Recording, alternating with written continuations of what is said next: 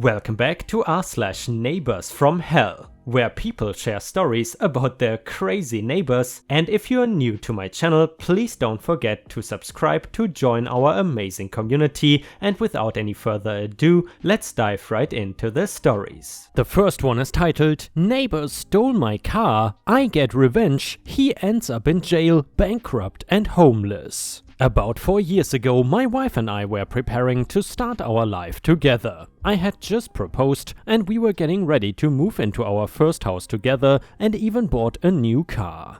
Obviously, there was a lot going on, but I wanted to make sure we were settled in and this big stuff was taken care of before we got married. During this time, we ended up taking out a loan. We were not short on money, but it's not like we were bringing in thousands of dollars. We used the loan to help make payments on the house, but also used it to fall back on in case of any emergencies or other bills. Anyways, during this time, both my wife and I were now picking up extra shifts to cover the loan payments. We did this so we would not be tight on money after paying it, because we were working so much, we started to fall behind on household chores and duties. We had just bought the house and obviously wanted to keep up with it, so we thought about hiring a maid. However, that could be quite expensive and we were trying to make it so that we always had extra money in the bank. Upon getting to know our neighbors over the next several weeks, we found out that the people who live across from us actually ran their own cleaning service. They were pretty friendly and we were not ready to let them into our house just yet. Even if we were going to be getting a cleaning service, we would do our research and make sure it was safe. We were just being paranoid, but my wife and I were excited to be building a life together and we did not want any of that taken away from us. However, we had heard good things about these neighbors from other neighbors and they would always come over to say hi to us and whatnot. So eventually we set up a payment plan that was actually pretty cheap and gave the girl, it was a husband and wife cleaning, but the wife did most of the actual cleaning, the husband did the books and finances and stuff, a pair of house keys so that she could clean the house twice a week while we were at work. At first it was great. We would come home after a long day of working and our house was spotless. She even cleaned some things up in the garden and backyard. I loved the feeling of a clean house, so obviously I loved this setup. We paid her and even left a nice tip as her prices seemed to be pretty low. However, I think I shortly would find out why her prices were so low. About a month or two after we hired our neighbor to work for us, small things started disappearing. It started off with batteries, some of my wife's cheaper perfume and candles, and then it moved on to bigger things. At first we thought we were just so tired from working that we were misplacing small items around the house. However, we started growing suspicious of our neighbor after bigger items would go missing. And they would always go missing right after she cleaned the house. A pair of my wife's shoes went missing, along with a more expensive perfume and a hair straightener. After we realized what was happening, we decided to install security cameras. Except we did not tell the neighbors at all. We let the security camera run for about 2 weeks and to no surprise, we had countless footage of her stuffing her pockets and bag with our belongings. The footage we had collected so far was enough to press charges against her and win, but I am petty as hell, so I wanted to collect even more footage. I produced a plan. I told our neighbor that we would be gone for a week as we wanted to take a small vacation before our wedding that was coming up. I told her we would be taking a taxi so we would not have to pay fees of parking our car at the airport and whatnot. The plan was to leave the car there, put a tracker on it and catch evidence of her stealing it. Except we were not even going on a real vacation. As a matter of fact, we were only about 30 minutes away and rented an Airbnb. The day after we left, I get a notification from the GPS tracker that the car had been moved and was zooming 90 miles per hour on a highway. I immediately called the police officers and shortly after, they caught her coming off the highway. My mom and I head over to the police station where we see our neighbor in handcuffs. And she immediately started telling the police officers that we told her to move the car and that she got lost. First of all, I obviously never told her that, and then she starts telling the police officers that we should be arrested because we were trying to accuse her of stealing so we can make our loan payment. We could make our loan payment, so I was not sure what she was on about. I learned not to trust people with your financials. Anyways, we ended up taking her to court. Our neighbor still did not know that we had actually security camera footage of her stealing our stuff, so she was livid when we presented it in court with our lawyer. She started swearing and yelling and saying how we were frauds. That was funny to me because it was actually the other way around. Her husband ended up getting arrested too because other neighbors in the neighborhood who let them clean their house reported stuff missing as well. They were selling the stuff and then using the cleaning business as a way to make the money look legit. In other words, I guess, money laundering. Anyway, she ended up getting 5 years in prison and had to pay a $10,000 fine, as that was the estimated value of stuff she stole from us. After this, the police did a house check and ended up recovering a lot of the items she had stolen from us. She did sell a couple of my wife's bracelets and rings, but luckily they were not anything too valuable. I was simply happy that not only did we get our stuff back, that we also got revenge and justice. Because of all of the debt she had from stealing and having to pay it back, we were not the only ones she stole from. She will be homeless when she gets out of jail. And yeah guys, I guess in this story the phrase "play stupid games and win stupid prizes" definitely applies. Stealing just does not pay off. Either way, if you still enjoy the stories about crazy neighbors, then I would really appreciate it if you could also like the video, because that would help my channel tremendously. Thank you so much in advance. And the next one is titled "Neighbor Idiot." I live next door to an alcoholic. We bought the house over 6 years ago, nice neighborhood near downtown. The house next door seemed to be under renovation and still is. Anyway, long story short, neighbor has shown her ass too many times to count, and I have transitioned from sympathetic to "get the F off my lawn, crazy lady." I also believe she has dipped into alcoholic encephalopathy. My lawn dude, that's his title in my phone, name lawn dude. It keeps my life more simple to put where I know people from, so when they contact me, I can remember why I have them saved. For example, Beverly, coworker, etc. Anyway, lawn dude is at my house doing his lawn dude thing when crazy lady accosts him about dandelions, says he needs to do something about it. Poor lawn dude, I told him to ignore her and stay away from her and do not do any work for her because she has a history of not paying workers and accusing them of nefarious deeds during work to avoid having to pay them and offering services for services. Not true barter, this trade would be illegal in most areas of my country. No, I did not tell him that part, I just said to try and avoid her and I would not recommend her do any work for her.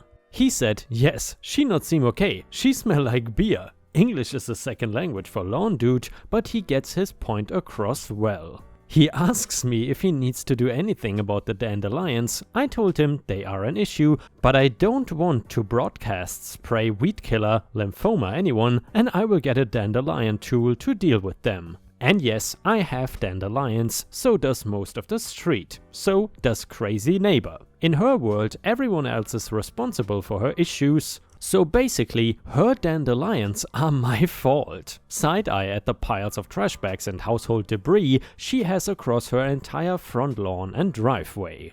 Beginning of lockdown, I had a bit of time on my hands. No social obligations, limited patients needing to be seen at work, so I got out my dandelion tool, TM, I had bought and started to go working my way from far side of lawn away from crazy neighbor. It was drizzling that day, so I had on a baseball cap and my raincoat over my usual outside work attire, which was yoga pants and a t-shirt. This is roughly 3 weeks after lawn dude met neighbor. Now, here you have to understand that I've had a lot of interaction with this woman. We have sat together over dinner, I have sat with her on her porch. She has been in my house, she knows me, or she should. Granted, that was at the beginning before I had decided she was beyond my capabilities. So, crazy neighbor drives into her driveway and I am bopping along and at good pace pulling out dandelions in my lawn with my earbuds in. I start to hear a shrill voice, so I look up and pull out my earbuds and crazy neighbor is standing at the property line. She's been told to stay away and asks me, "Are you the dandelion lady? Are you going to do my house next?" I'm like 10 feet from her lawn where she is standing, and I said, "Crazy lady, I live here. This is my house I am working on." She squints at me. "You're OP, right?" "Yes, crazy lady, it is me. And no, I'm not doing your lawn. Go inside." "You don't want to talk to me?" Earbuds go back into ears, I look down and continue my lawn. And yes, Crazy Neighbor is in my phone as name Crazy Neighbor. The next one is titled The Airbnb Karen from Hell. So, the house next door to me has been converted into luxury apartments, all of which are let via Airbnb. It is a large 3-story Georgian house. Access is via a key code on the door, which often causes problems for people who have not bothered to read their confirmation emails and assume that a human being will be there to greet them. On more than a few occasions, I've had to explain this to bewildered tourists. They are usually very polite. On one occasion I even gave a weary traveler, just off the plane from South Africa, a hotspot so he could retrieve the code from the app. Yesterday evening though, I was leaving my house and the second I got out the door, I was verbally accosted by a Karen standing outside the house next door, with what I assume was her poor unfortunate husband. She was in her mid-50s I would say, and although she was not dressed like a typical Karen, she certainly had the demeanor. "Finally!" she exclaimed before I had even closed my door. "Sorry," I said, obviously looking surprised. She sounded American, I'm assuming not Canadian, as everyone knows how polite they are. "We have been waiting for an hour." A lie, as I had only come home 30 minutes earlier. "I've been ringing the doorbell and nobody is answering." "Oh," I said, "you're trying to get into the Airbnb? Trying to be polite." "Well, obviously, I need you to let me in immediately. This is not good enough." "Me? I cannot do that. You need to enter the code on the keypad," I replied. "What code? I don't have time for that. Just let me in." "I don't have anything to do with the Airbnb. I just live next door to it. You need to enter the code on the keypad." "What? Nonsense. You're just being lazy. Sylvia," her presumed husband blurts out, acknowledging his existence for the first time, but is quickly shushed by his mistress. Losing my patience, I retorted, "Look lady, I don't work for the Airbnb. There's nobody there to let you in. You need to get the code they sent you and enter it in the keypad. Bye bye." And then stared to walk away fast as I see my bus approaching. "Get back here, young man. I pay your wages. I will have you fired for this," was the last thing I heard. As I was regaling my friends with this tale in the pub, I wondered were they still standing there hours later, but when I got home, they were nowhere to be seen. I guess I should expect a write-up from my non-existent manager in the morning. The next one is titled Neighbor Saved Me. I live in a small town that is 95% English speaking. There are a few French families due to the local industry. I speak enough French, about as well as an 8-year-old native speaker, that I made friends with a neighbor who does not speak English and cannot drive because of seizures. Her husband has been out of town for work for the last few months, so I have taken her grocery shopping and to run errands.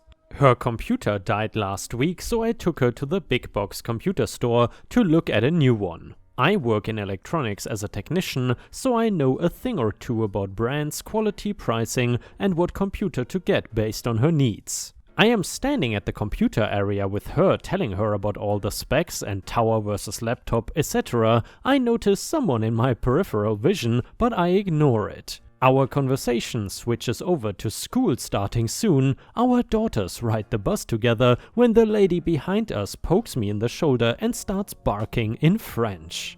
"I need help too. You need to stop chatting and start helping. Do you know how hard it is to get help in French around here?" Big box employees wear blue polo shirts and slacks. I am wearing a hippie maxi dress and Birkenstocks. I start trying to explain that I don't work here, but I think that is when she picked up on my obvious Anglo accent. She starts talking to me like I'm a misbehaving toddler. "I need you to help me set up my home network. I don't have time for you to chat about your kids. Have fun finding a new job once your manager hears you are chatting about your kids instead of working." At this point, my neighbor pushes me out of the way. She is about twice as big as the Karen yelling at me. She walks up to the Karen and just shouts at her for 2 minutes. I could not catch most of it because I only know school French, but I'm picking out a lot of F-bombs. Or well, I guess in the case of French, it's more like P-bombs. But anyway, one of the staff comes up and tries to ask what is going on, but they are not paying him any attention. When he realizes they are not English, he walks away. I guess he did not think he could help. Karen storms off in a huff. I wish I know what was said, and also, my neighbor is awesome. To add, my neighbor told me what she said, but she paraphrased it for me because my French is not stellar. Who do you think you are, bugging my friend? What about her says she works here? You are being very rude to my friend who's being very nice. If you had asked nicely, I'm sure she would have helped you. And the next one is titled, You Got Me Mistaken. In the early 2000s, I had my first apartment above a pizza place and right next to a bar. Because it was downtown, the apartment parts of the building, was actually a security building where you had to bus to get up if you did not live there. This was great at first because we did not have random drunk people wandering the halls etc, but after about a year some new people moved in across the hall. They started getting guests at all hours of the day and night, and these guests would press whatever button they felt like, or possibly all of them, to get let up instead of buzzing the apartment they actually wanted.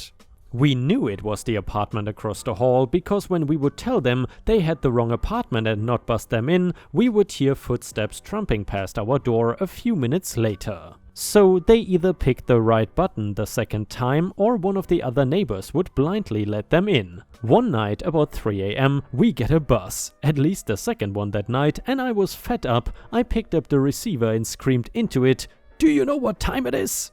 There was a very sheepish, "Sorry," and a guy explaining that he is looking for name of neighbor. I calmed down a little and told him he had the wrong apartment and hung up. There were a fewer buzzes after that and things were okay for a while, until one day we hear big boots storming up the stairs, a bang and a big booming voice, probably with a loudspeaker, saying, "Everyone on the ground!" We stayed super quiet in our apartment until everything was over. It turns out that apartment was a meth lab and we overheard the police raid. A few days later we saw the eviction notice for that apartment for the health and safety of the other tenants. Second, to clarify, I cannot find police or news reports for that time since I don't remember which year or which time of year, so I cannot 100% confirm it was a meth lab. That is what we heard at the time, but it may have been a regular garden variety drug bust. Which means selling and not making. Based on what some people in the comments are saying, it should happen after a meth lab discovery, although I'm not so sure the cops in my area and my landlord would have actually followed through with protocols. But either way, I cannot find definitive proof either way, as it was 10 years ago.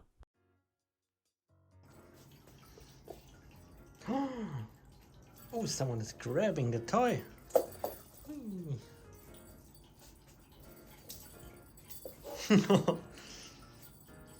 Disney getting stronger from that good American cat food.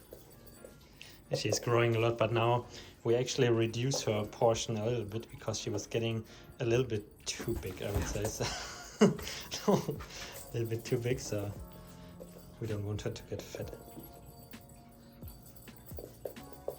Get it, Disney. Oh, wow. Who wants to jump on the door?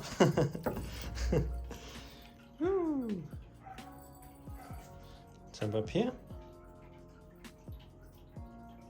What's here? Wow.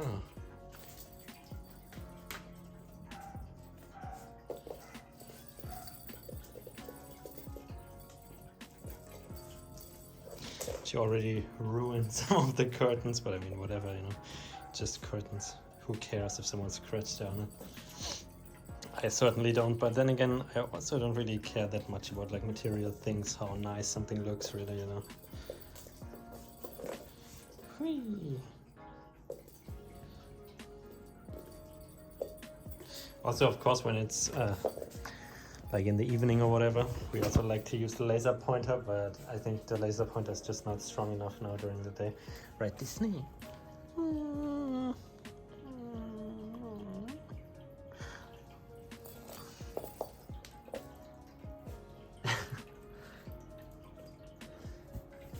She also usually likes to play with these or with this. But this made me crazy. Like when we slept with her in one room, we had this toy, and then at night you would always hear the balls rolling. It sounded like you're sleeping in a casino. It was just Disney playing. Boop, boop, boop. Oh. Yeah, she's sleeping a lot, so she has black stuff. Yeah, we are thinking also of buying like a like a little robot or whatever, you know, like something that has batteries in it that's like riding around the room, and that has like a little feather or something. So if we're not here for some hours or whatever, then she's not lonely. She can play.